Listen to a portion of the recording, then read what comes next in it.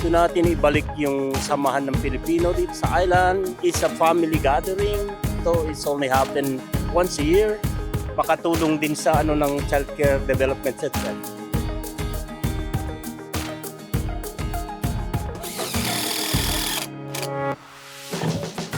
Lahat in-invite namin na sumali. In-encourage namin na sumali ulit. Lalo na yung kabataan ngayon kasi alam mo naman, paring Rodel, tumatanda na kami. Kailangan na may papalit. Buhayin natin to. We're gonna do it every year.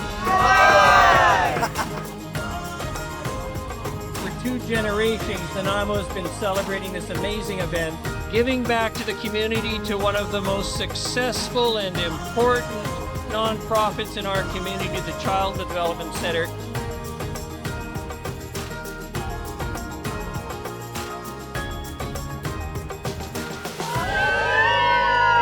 Excellent.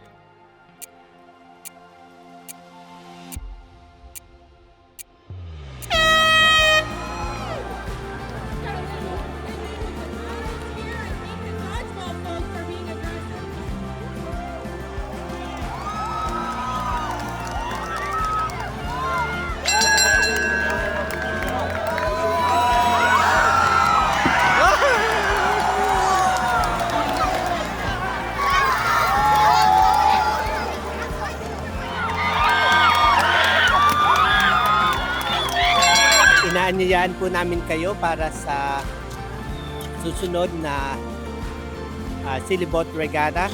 We will make it bigger. Tutulungan natin, sama-sama ulit tayo at para tumulong hindi lang para manalo, para suportahan.